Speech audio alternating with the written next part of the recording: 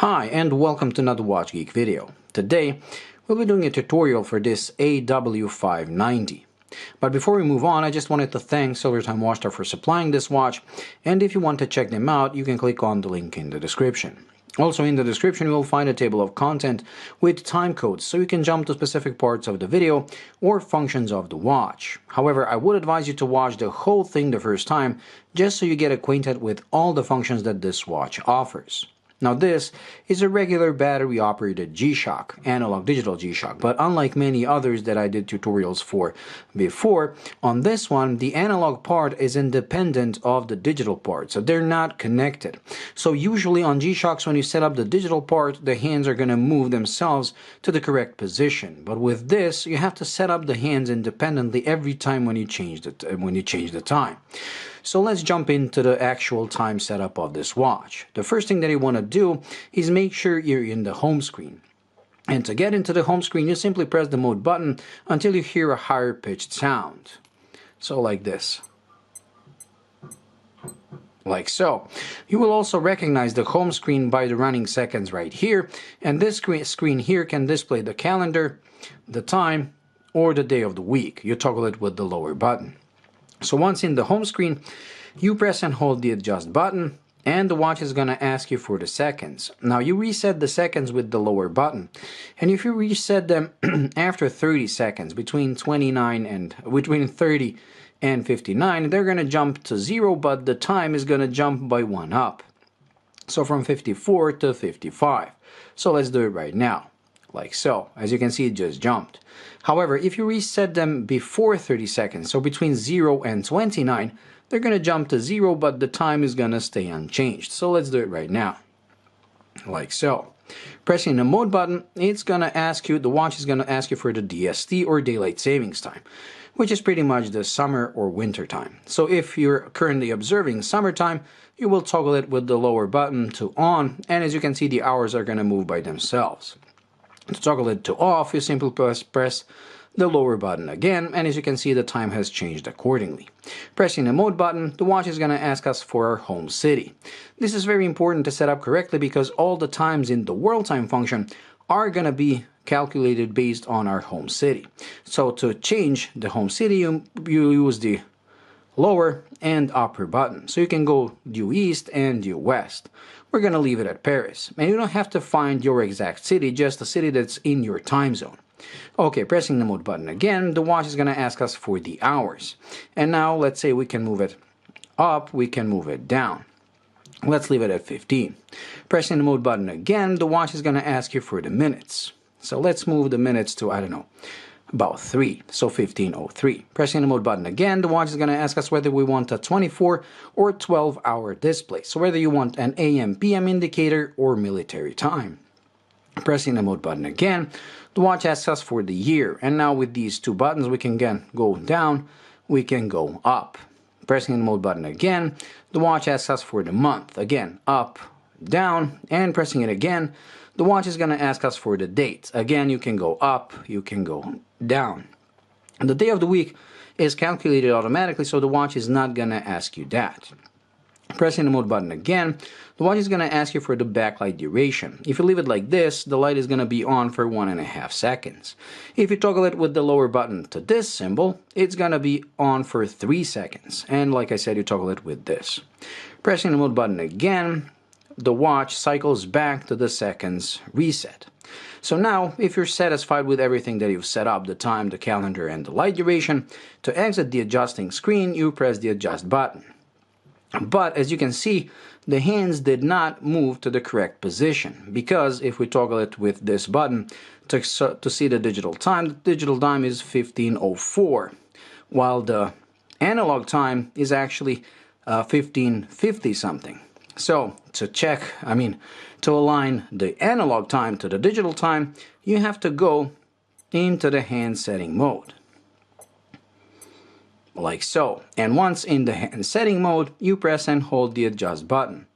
Like so. And now the watch is going to tell you what the digital time is currently on, and you have to align the hands to that digital time. Because the hands can go only one direction, which is forward with this lower button, setting it up to 1504 is going to be a bit of a hassle because you have to press and hold this for the watch to go all the way to 1505. So to save us the hassle, we're going to align it to 1605, like so. Once you've aligned the hands, now you can press the adjust button, and now you've set up the analog part of the watch. Now to make it all work, we're gonna go back to the digital one and change that one to 1605, just so we don't lose time by adjusting like so. And now this watch is set up to the correct time. Because of this system where the analog part is independent and you have to set it up in only one direction, setting up the watch during the DST changes can be a bit of a hassle, especially when you have to go 1 hour backwards, because you cannot go backwards. You have to press this and hold it for the full 12-hour cycle, which, like I said, can be a bit of a hassle. And this is one of probably 2 downsides of this watch. Okay, with the time set up, we can move on with the other functions. The first function that we're going to cover is the world time. Now in the world time, you can only go in one direction by pressing this button right here. So if you press it, the watch is going to write what time zone it's currently displayed, and if you release, it's going to display what the time zone it is. Also, while in the world time, you can turn on the DST or daylight savings time for each time zone individually by pressing and holding the adjust button, like so. And as you can see, the watch changed the time accordingly.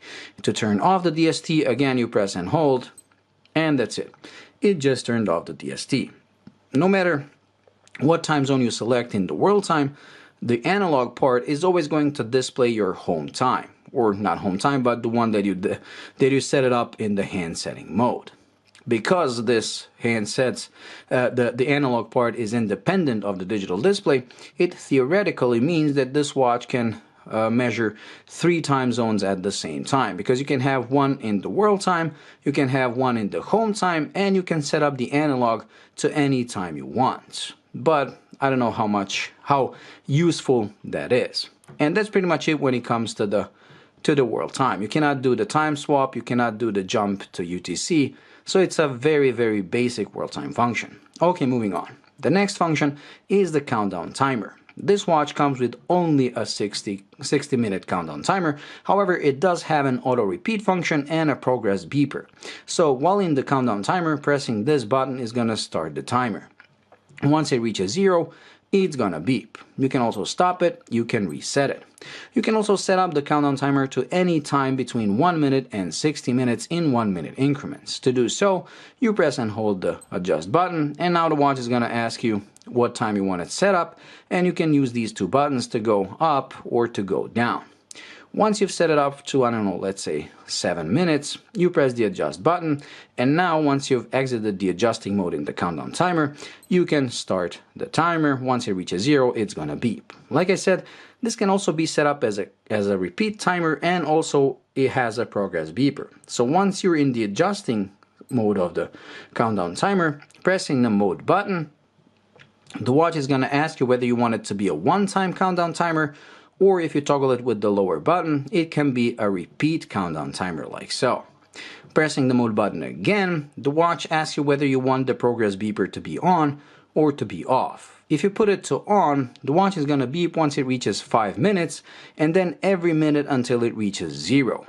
Up until 5 minutes, it's going to be quiet. So in a way, it gives you, I don't know, a warning that the timer is coming close to 0. Okay, we'll leave it on. To exit the adjusting, again, you press the adjust button, and again, you can start it, you can stop it, you can reset it. Okay, the next function is the stopwatch. This watch comes, again, with a 60-minute stopwatch, and it can do split times and first and second place. To start the stopwatch, you press the lower button. To stop it, you press it again. To reset it, you press the adjust button. You can do the split times, so while the stopwatch is running, if you press the upper button, the screen is gonna freeze, but the stopwatch keeps running in the background. To unfreeze the screen, you press the upper button again. And you can do the first and second place. So if you have 2 runners, when the first one goes through the finish line, you press the upper button. When the second one goes through the finish line, you press the lower button. Once you've written down the time of the first runner, you press the adjust button. Now you can see the time of the second runner. Once you've written that down, to reset the stopwatch, you press the upper button again. And that's pretty much it. And the last function that this watch has is the alarm. The watch comes with 5 alarms, with one being a snooze and an hourly chime. To toggle between the alarms, you press the lower button. So we're now at alarm 2, alarm 3, alarm 4. The 5th one is the snooze alarm. And we have the SIG, which is the hourly chime. To turn on any of these on or off, you use the upper button. So now we turned on the SIG. As you can see, it says on, and we have this SIG symbol right here. Now the watch is going to beep every full hour. To turn it off, you press the adjust button again. To turn on any of the alarms, you select the desired alarm, let's say alarm 2, and simply pressing the upper button, you've turned it on. As soon as you have any of the alarms turned on, you're going to have the ALM symbol right here. And now this watch is going to ring at midnight every day. To turn it off, again you press the upper button. If you turn on the snooze alarm, the SNZ, and press the adjust button, you're going to have both the ALM and SNZ displayed here, and this watch is now going to beep. It's going to sound the alarm every day at midnight, and since it's a snooze alarm, once you stop it or once it rings all the way, once it stops ringing, it's going to repeat itself every 5 minutes until you go into the alarm and turn it off by pressing the upper button. And naturally, just like with all the alarms, you can set any of them to a desired time. So to do so, you select, let's say, alarm 1, you press and hold the adjust button. The watch is going to ask you for the hours, and now by using these 2 buttons, just like with the main time and the countdown timer, you tell it what hours you want it to ring at. Once you've set up the hours, you press the mode button.